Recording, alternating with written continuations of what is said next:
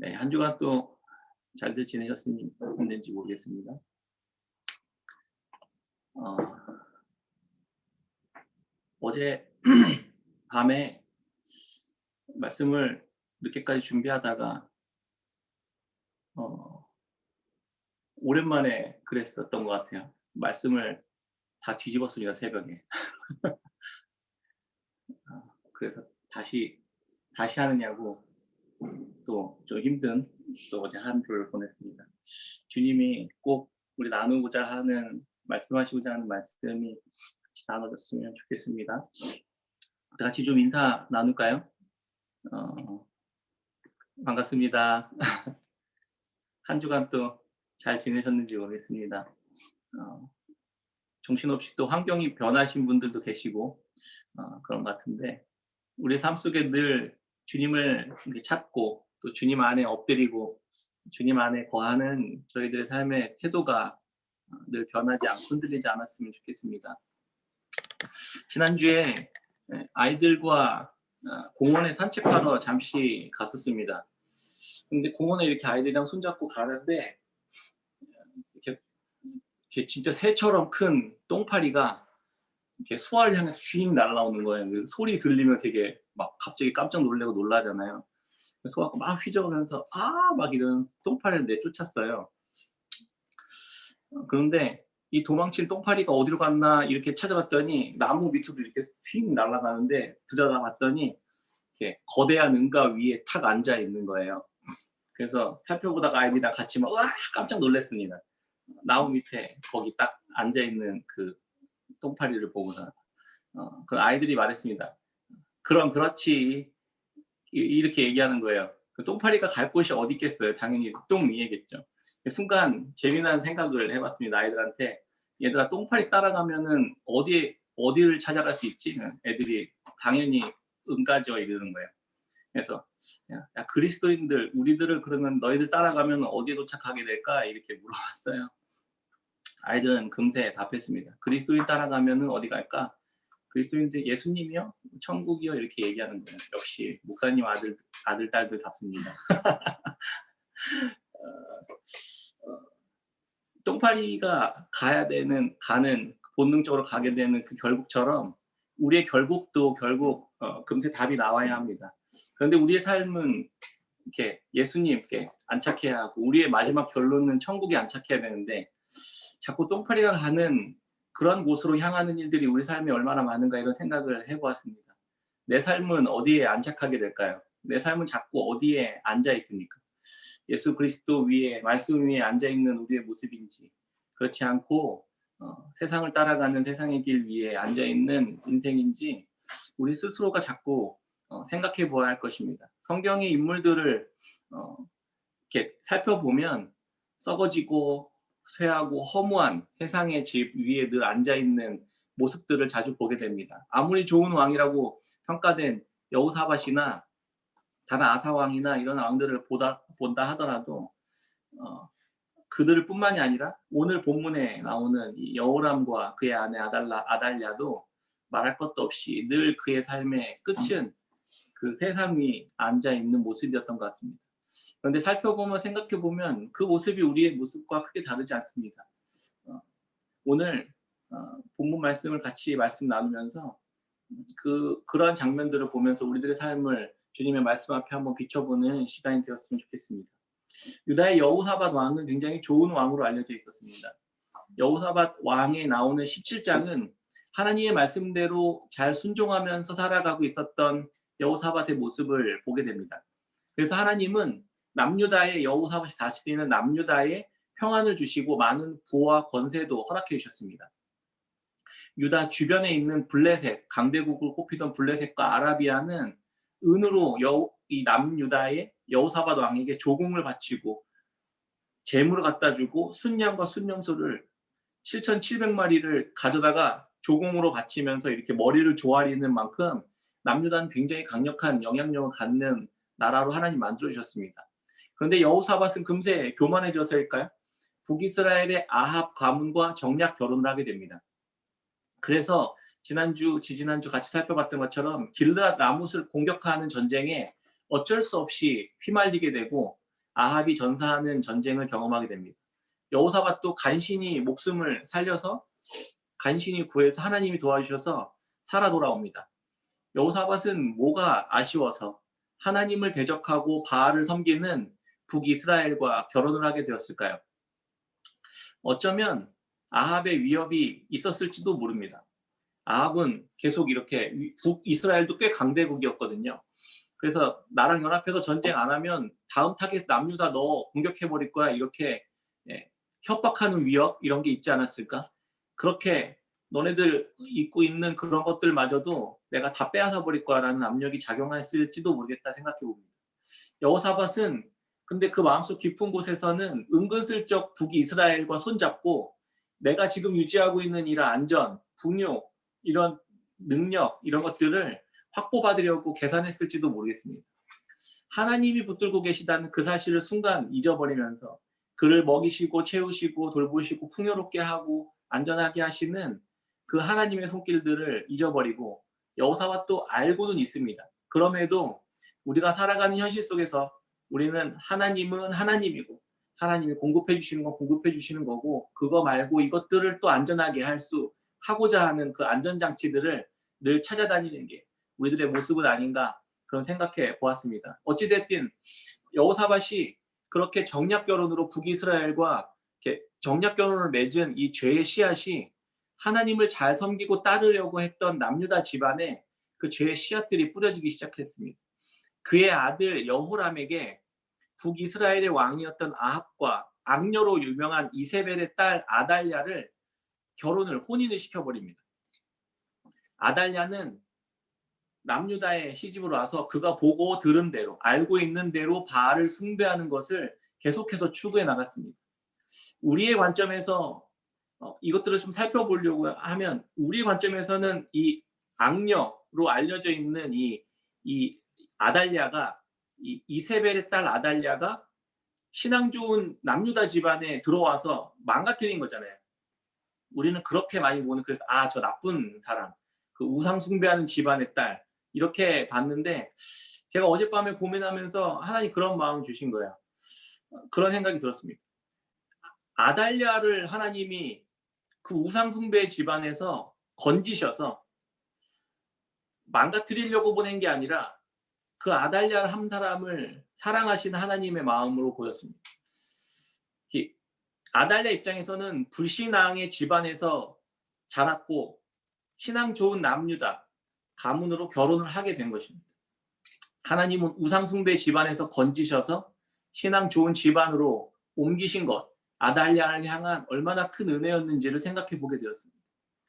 하나님을 알고 그의 선하심과 은혜를 경험할 기회가 아달랴에게도 주어졌던 것입니다. 그러나 아달랴는 전혀 그런 생각들을 하지 않고 오히려 자기가 믿고 듣고 알고 배워왔던 바알 숭배를 남유다에 와서 더 열심히 전했습니다. 처음에는 수면 위로 잘 드러나지 않고 물밑에서 남편 여호람을 계속 설득합니다. 오늘 본문 21장 6절에 보면은 아달랴라는 이름 자체도 나오지 않아요. 그냥 아합의 딸이 그의 아내가 되었습니다. 이렇게 나옵니다.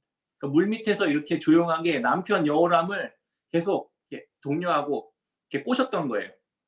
오늘 본문에 등장한 아달랴의 남편은 남유다 여호람 왕이었습니다. 여호람은 역대기 기자의 관점에서 처음부터 끝까지 부정적인 왕으로 기록되어 있습니다. 여호와 보시기에 악한 왕이다 이렇게 평가됩니다. 성경이 악하다라고 할 때는 하나님의 말씀을 버리고 율법을 뒤로하고 자기 생각대로 계속 살아갔었던 것들을 악하다 이렇게 말합니다. 하나님의 말씀을 거부하고 자기 생각한 대로 세상의 방식대로 살아가는 것을 악하다라고 말하고 그 결과는 늘 어둡고 그 삶은 피폐하고 비극적인 결말로 늘 마무리되었습니다. 반대로 하나님 말씀대로 순종하고 말씀을 가장 중요하게 여기고 자신의 삶을 말씀에 맞춰서 계속 살아갈 때 그의 삶을 하나님은 성경은 선하다라고 평가합니다. 어떤 상황에서도 하나님의 말씀을 붙들고 인내하고 오해와 심지어 핍박 속에서도 견뎌나가면서 살아갈 때 그를 성경은 늘 의롭다고 말했습니다. 르호보암으로 시작한 남유다의 왕들은 대체적으로 다 좋은 평을 받았습니다. 르호보암의 아들 아비야는 북이스라엘의 여로보암과의 전쟁에서 하나님을 떠난 북이스라엘을 향해 이렇게 외쳤습니다. 역대하 13장 11절에 보면 우리는 우리 하나님 여호와의 계명을 지키나 너희는 그를 배반하였느니라. 하나님이 우리와 함께하사 우리의 머리가 되시고 그의 제사장들도 우리와 함께하여 전쟁의 나팔을 불어 너희를 공격하느니라. 이스라엘 자손들아 너희 조상들의 하나님 여호와와 싸우지 말라. 너희가 형통하지 못하리라. 그렇게 아비야 왕은 하나님을 향한 믿음과 율법을 지키며 살았고 그렇게 하나님을 의지해서 북이스라엘의 여로보암의 막강한 군대들을 이겼습니다. 그의 아들 또 아사 왕은 이런 좋은 평가를 받았습니다. 역대하 14장 2절에 아사가 그의 하나님 여호와 보시기에 선과 정의를 행하여 이방 제단과 산당을 없애고 주상을 깨뜨리며 아세라상을 찍고 유다 사람에게 명하여 그 조상들의 하나님 여호와를 찾게 하며 그의 율법과 명령을 행하게 하고 또 유다 모든 성읍에서 산당과 태양상을 없애매 나라가 그 앞에서 평안함을 누리니라. 여호와께서 아사에게 평안을 주셨으므로 그 땅이 평안하여 여러 해 싸움이 없은지라. 아사 왕도 하나님 말씀에 순종하고 우상들을 다 처리하는 그런 종교 개혁을 단행한 왕이었었습니다. 구스 사람 세라라는 사람이 100만 명을 이끌고 남유다를 쳐들어왔을 때에도 하나님께 기도하고 주님을 붙들고 그렇게 하나님의 이름을 의탁해서 전혀 상대할 수 없었던 그 막강한 그 100만 명의 군사들을 이기는 대승을 거두기도 했었던 사람이었습니다. 또 그의 아들 여호람의 아버지, 그러니까 아사의 아들은 여호사밧은 이렇게 또 기록합니다.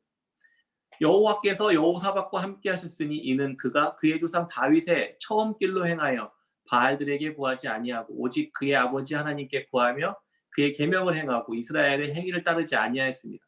그러므로 여호와께서 나라를 그의 손에서 견고하게 하심에 유다 무리가 여호사밧에게 예물을 드렸으므로 그가 부귀와 영광을 크게 떨쳤더라. 이런 믿음의 대대의 가문들에서 태어난 사람이 여호람이었습니다. 여호람은 선조들이 하나님의 말씀을 따라 율법을 순종하며 살았었던 그런 선한 길을 향한 삶을 본받아 살지 않고 그 전통을 자기 선에서 다 갖다 버렸습니다. 여호람은 믿음의 가문에서 태어난 은혜를 입은 자였습니다. 그냥 눈을 떴더니 믿음의 좋은 가문에서 태어난 자였습니다. 그런데 스스로 그 모든 전통들을 다 갖다 버렸습니다. 왜 그랬을까요? 아달랴의 꾀임에 넘어간 것입니다. 하나님은 아달랴에게도 여호람에게도 아달랴도 믿음의 가문에 시집 오게 된 은혜를 입었고 여호람도 그런 믿음의 좋은 가문에서 태어난 은혜를 받은 사람들이었어요. 그런데 둘 다 함께 하나님을 버리는 그런 어리석은 짓을 행했던 것입니다. 여호람은 32살의 왕이 올라서 8년 동안 통치했었던 왕이었습니다. 8년 동안 여호람이 행했던 일이 하나님을 갖다 버리는 일이었습니다. 열심히 갖다 버리는 일을 했던 겁니다. 그는 선조들이 우상 숭배를 위해서 산당을 다 없애고 이런 어려운 일들을 단행하고 그렇게 해왔었던 것들을 다시 다 부활시켜 놨습니다. 하나님의 백성들로 하여금 음란하게 행하고 우상을 따르도록 그렇게 부추기는 짓을 저질렀던 겁니다. 여호람은 아사와 여호사밧의 길을 따르지 않고 북이스라엘의 길로 대표되는 아합을 계속 따랐던 겁니다. 마지막에는요. 대장에 병이 들어서 장이 막 밖으로 튀어나오는 중병에 시달리다가 2년 동안 그렇게 중병에 시달리다가 죽었습니다. 학자들에 따르면 뭐 궤양이다, 대장염이다, 설사다 이렇게 이질 등으로 추측하는데 알려진 건 없습니다. 당시에 약도 없이 진통제도 없이 2년 동안 그 일들을 당했을 걸 보면 참 딱합니다. 그런데 이런 뿐만 아니라 자녀들, 백성들, 재물들까지 아버지 여호사밧이 물려줬던 모든 것들을 다 탕진하는 그런 집안이 다 쑥대밭이 되는 일들을 저질렀습니다. 그 결정적인 이유가 하나님을 버리고 여호람은 떠나버렸다라는 그 이유 때문이었습니다. 하나님을 버리는지 하나님을 믿고 그 말씀을 따르는지 이 두 가지의 기준이 그의 삶을 결정하는 늘 성경의 기준이었습니다. 하나님은 늘 우리 편에 계셨고 하나님은 늘 우리를 향하시지만 우리가 어느 편에 서는가에 따라 그 결과는 늘 달랐던 것입니다. 우리의 삶의 결정적인 요인은 그래서 하나님과 어떤 관계를 맺느냐. 하나님과의 관계가 깨지기 시작하면 모든 것들이 하나둘 깨어지기 시작합니다. 첫 번째로 여호람은 왕이 되고 난 뒤에 자신의 형제들을 다 동생들과 자신에게 맞지 않는 지도자들을 다 처형시켜버렸습니다. 그 이유는 그 이후로 여호람의 집안은 하나님의 재앙을 맞게 되는 그런 비극을 경험한 겁니다. 여호람이 왜 그랬을까요? 자신의 왕위가 형제들에 의해 빼앗기고 자기가 언제든지 모반을 당하게 될지 모른다는 불안감에 그렇게 행했던 겁니다. 그런데 이런 생각을 줬던 사람이 누구냐면 바로 그의 아내 아달랴였던 겁니다. 여호람은 하나님보다 아달랴의 말을 더 많이 귀 기울이고 그것을 더 믿었습니다. 그럼 아달랴는 왜 이런 생각을 남편에게 계속 요구했을까요? 그녀의 삶의 배경을 조금 생각해 봤습니다. 남유다는 솔로몬의 아들 르호보암부터 아비야, 아사, 여호사밧까지 대대로 집안이 왕위를 유지했습니다. 이렇게 반역을 저지르고 쿠데타가 일어난 적이 없었어요. 그런데 북이스라엘은 좀 달랐습니다. 여로보암이 왕이 된 이후에 배신의 역사로 계속해서 왕이 바뀌는 그러한 역사를 계속 경험했던 거예요. 여로보암이 20년 만에 죽고 나답이 왕이 되는데 바하사가 2년 만에 쿠데타를 일으켜서 왕이 됩니다. 그리고 24년을 다스리는데 바하사의 아들 엘라가 왕이 되는데 2년 만에 또 그 병거 출신 병거 통솔 지휘관으로 알려진 시무리가 쿠데타를 일으켜서 또 왕이 됩니다. 그런데 왕이 되고 나서 7일 만에 오므리가 또 그 군대 지휘관 오므리가 왕권을 또 뺏는 이런 계속 반복되는 쿠데타 집안에서 자란 거예요. 그런데 그 할아버지, 이 아달랴의 할아버지가 쿠데타로 왕이 된 오므리였던 거예요. 그리고 그의 아버지가 아합이었던 겁니다. 아달랴는 죽고 죽이는 반역과 배신의 역사로 계속 그렇게 반복되었던 역사를 몸소 경험하고 듣고 알았던 거예요. 그래서 아달랴는 하나님 없는 세상에서 나고 자랐던 사람이에요. 힘이 중요해. 인간은 믿을 게 못돼. 언제든 자기의 이익을 위해서 상대를 짓밟고 죽이는 그런 곳이 세상이야. 그러니 내가 힘을 갖고 먼저 다 제압하고 죽여버려야 돼. 이런 생각을 가지고 있었던 사람이었던 거예요. 여호람은 이런 메시지를 듣고 계속해서 영향을 받으면서 그 안에 아달랴의 메시지에 동참하고 그것을 믿었던 사람이었어요. 결국 왕이 되자마자 아무런 잘못도 없는 형제들, 자기의 형제들을 다 죽여버리고 이 일로 역대하 21장 6절에 보면 이렇게 기록합니다. 그가 이스라엘 왕들의 길로 행하여 아합의 집과 같이 하였으니 이는 아합의 딸이 그의 아내가 되었습니다. 그가 여호와 보시기에 악을 행하였으나 아합의 딸이 그의 아내가 되었고 그의 아내로 하여금 아합의 집과 같이 살게 되었더라는 것입니다. 여호람은 그의 아내의 말에 넘어가 하나님의 뜻을 따르는 길을 버려버렸습니다. 형제들을 죽이고 우상 숭배, 음란과 타락을 계속해서 조장했던 겁니다. 말씀을 보면서 내게 영향을 주는 가장 가까운 곳에 내 주변에 누가 있는지 매우 중요하구나 이런 생각을 또 하게 됩니다. 특히 그 사람을 만나면 만날수록 하나님께 내가 가까워져 가는지 멀어져 가는지 한번 생각해 보아야 합니다. 하나님께 가까워지고 말씀에 가까워지고 하나님을 더 깊이 알아가도록 하는 사람이 진짜 하나님의 사람입니다. 내 옆에 그런 사람들을 더 많이 가까이 하고 더 많이 가져가시기를 바랍니다. 물리적으로 가깝게 있다고 해서 다 하나님과 가깝게 해주는 사람은 아닙니다. 특히 다른 사람이 여기에서 한 걸음 더 나아가서 다른 사람이 나에게 그렇게 해주기를 또 기대하기보다는 내가 다른 사람들에게 그러한 사람인가? 내가 아달랴 같은 사람인가? 아니면 여호사밧 같은 왕인가? 한번 생각해 보아야 할 필요도 있습니다. 내가 다른 이들에게 그런 사람이 되어주고 있는가가 더 중요합니다. 우리는 다 여호람 같고 다 아달랴 같은 사람들입니다. 그렇기 때문에 하나님은 우리에게 말씀을 주시고 예수 그리스도를 통해 성령 하나님과 교회 공동체를 허락해 주신 것입니다. 우리는 하나님을 끊임없이 버리고 배신하고 안전장치를 구하고 보험에 드는 다른 무언가를 계속 찾지만 하나님은 우리를 포기하지 않으시는 것입니다. 놀랍게도 철저히 패역한 여호람과 아달랴도 그들도 하나님은 포기하지 않으신 거죠. 여호람은 스스로 하나님 버리기로 선택했지만 하나님은 그 집안, 그 가문을 포기하지 않고 버리지 않으십니다. 그의 조상 다윗과 함께 언약을 세우신 것을 약속하신 것을 잊지 않으시기 때문입니다. 역대하 21장 7절 오늘 본문 말씀입니다. 같이 한번 읽어볼까요? 역대하 21장 7절입니다. 시작. 여호와께서 다윗의 집을 멸하기를 즐겨하지 아니하셨음은 이전에 다윗과 더불어 언약을 언약을 세우시고 세우시고 또 또 다윗과 다윗과 그의 그의 자손에게 자손에게 항상 항상 등불을 등불을 주겠다고 주겠다고 말씀하셨음이더라. 말씀하셨음이더라. 그 집안으로 아달랴를 부르신 은혜를 기억해야만 합니다. 자기의 상처, 자기 어쩔 수 없는 환경 이의 경험이 하나님을 버릴 수밖에 없는 상황이라 할지라도 하나님이 건지신 그곳이, 하나님이 나를 보내신 이 자리가 얼마든지 하나님을 다시금 만날 수 있는 은혜의 자리라는 사실들을 아달랴도 기억했어야만 했습니다.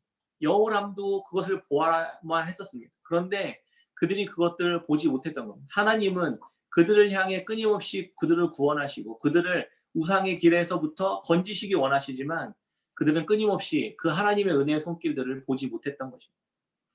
그래서 하나님은 그들의 삶에 계속해서 징계를 내리십니다. 여호람이 점점 쇠락합니다.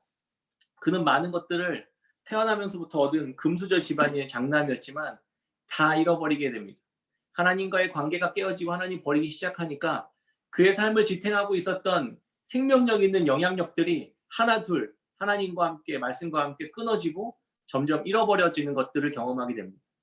요단 동편에 있는 에돔이 원래 이렇게 복속하고 있었던 나라였거든요. 그 나라가 갑자기 에돔이 독립을 선언하면서 반란을 일으킵니다.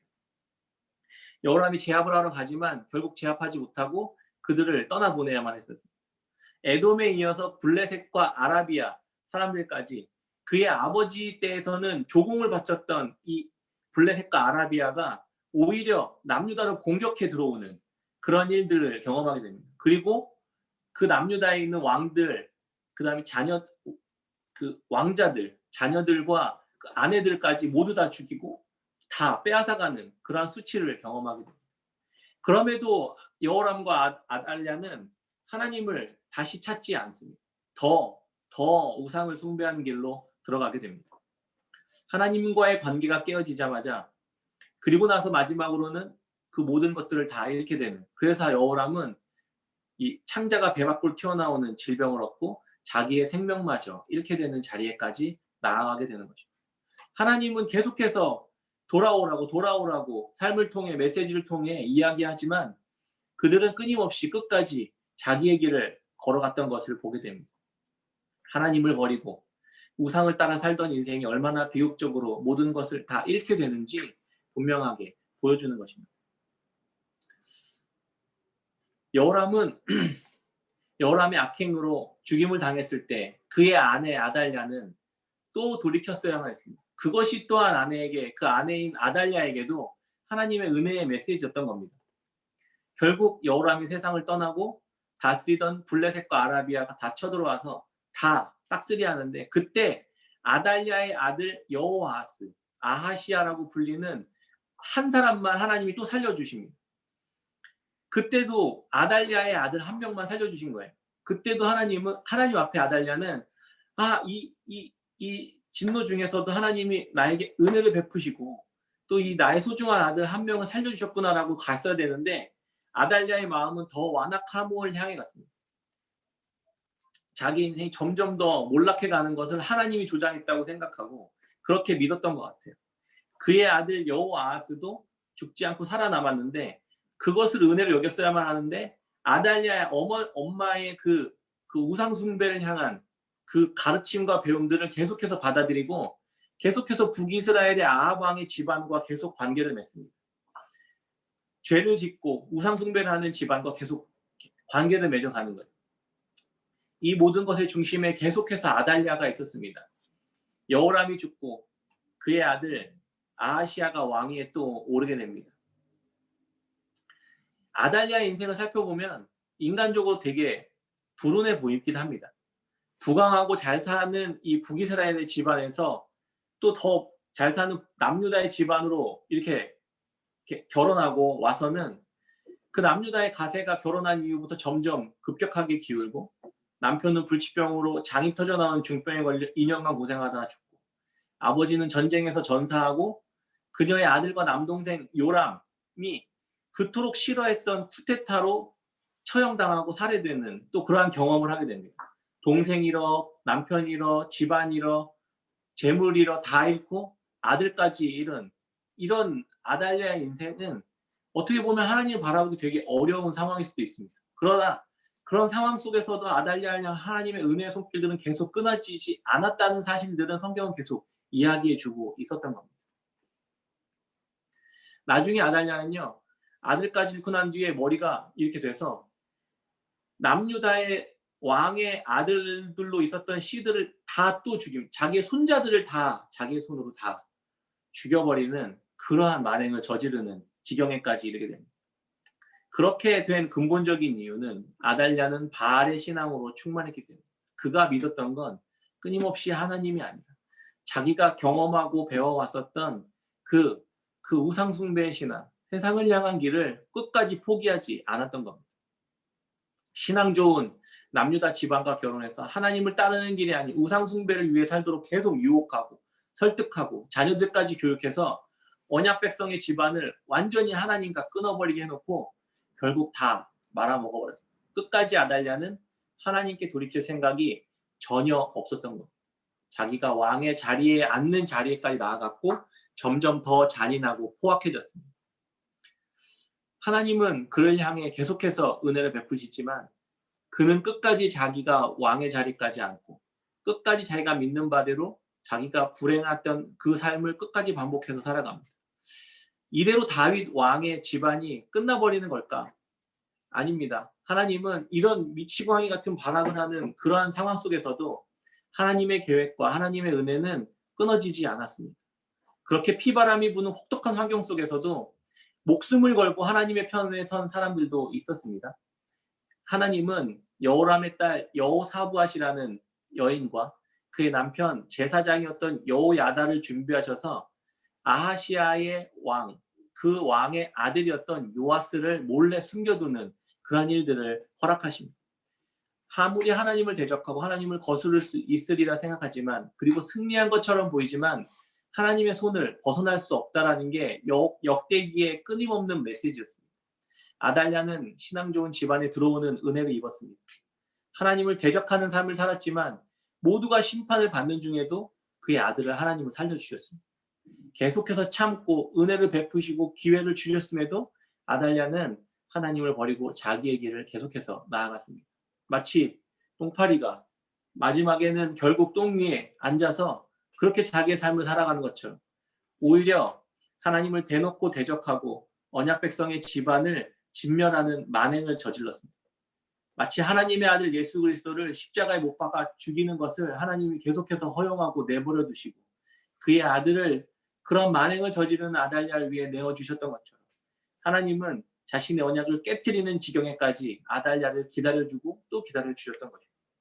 아달랴가 이토록 잔인하고 간교한 사탄의 같은 짓을 했지만 사실 그 모습이 우리가 손가락질할 수 없는 모습이 아닙니까? 그 모습이 곧 우리의 모습과 별반 다르지 않은 모습이라는 생각을 어젯밤에 좀 하게 되었습니다. 하나님은 끝까지 하나님의 편에 들어오도록 기회를 주시고 경고를 보내시고 돌이키도록 말씀하십니다. 점점 모든 것들이 이뤄져 가고 징계를 받고 남편도 잃고 아내도 잃고 자녀도 잃고 다 잃고 가난해지고 몰락해지는 것 같을 때 오히려 하나님께 나아가 엎드려 기도할 수 있었던 은혜가 있었으면 좋았겠다, 이런 생각이 듭니다. 스스로 하나님을 대적하고 멀리하고 우상과 욕심을 더욱 추구하고 있었던 삶을 돌이키는 계기가 되었어야만 했던 겁니다. 아달랴는 결국 6년 후에 숨겨놓은 요아스를 왕으로 옹립하고 그렇게 중요한 역할을 그것을 했었던 제사장들의 칼에 의해 성문 밖으로 끌려나가 죽임을 당합니다. 이 장면에서 끝까지 하나님의 기회를 보지 못한 아달랴가 긍휼하게 여겨졌습니다. 그가 끝까지 폭력과 폭정을 멈추지 않고 죽임을 당하는 자리로 몰려가는 모습, 그 뒷모습을 이렇게 생각하면서 끝까지 심판을 받는 악인들을 통쾌하게 생각하게 여기기보다 그 모습이 나의 모습이었어야만 했다라는 생각을 하게 됩니다. 그 모습이 우리의 모습인 것입니다. 끝까지 하나님의 은혜의 손길을 거부하고 성문 밖으로 내쫓겨 칼로 죽임을 당하는 그 자리까지 나아가는, 스스로 자신의 인생을 전부 다 진멸시켜버리고 다 잃어버리는 상황에 놓이게 됐던 그 아달랴의 모습이 우리의 모습이었던 겁니다. 그런데 예수님께서, 하나님께서는 그 모습을 바라보시면서 통쾌하게 여기시기보다 그를 대신해서 예수 그리스도를 그 자리에 세우셨다는 것을 생각하게 되었습니다. 끝까지 기회를 주시고 은혜를 베푸신 하나님의 손길을 뿌리치고 증오와 폭력으로 인생을 채웠던 그들은 곧 죄인인 나와 우리들 모두의 모습이었던 겁니다. 어떤 소망도 없이 끔찍한 심판으로 끝날 우리들의 인생에 마지막으로 한 번 더 은혜의 기회를 주시는 것입니다. 예수 그리스도를 그 자리에 세우셨던 겁니다. 은혜를 베푸시고 베푸시고 또 베푸시고 그것도 모자라 자기의 아들을 내가 서야 할 그 심판의 자리에 또 세우시는 하나님의 모습을 보게 되었던 겁니다. 우리는 끝까지 똥파리처럼 똥 위에 앉아서 자신의 삶을 보내야만 했던 우리를 우리의 죄악된 본성을 구원의 자리로 거룩의 자리로 하나님의 나라로 하나님은 옮겨 가셨던 것입니다. 그것이 다윗의 집을 멸하기를 즐겨하지 않으시고 언약대로 그의 자손에게 항상 등불을 주시겠다고 말씀하신 하나님의 선언이었고 약속이었고 은혜였고 사랑이었던 것입니다. 한 번도 하나님을 향하지 않았던 아달랴에게까지 자신을 내어주신 그 은혜를 오늘도 우리가 끌어안고 주님께로 나아가 그 사랑 안에 머물며 감사하며 살아가는 우리 모두 깨끗한 샘교회 성도님들 다 되었으면 좋겠습니다. 아멘.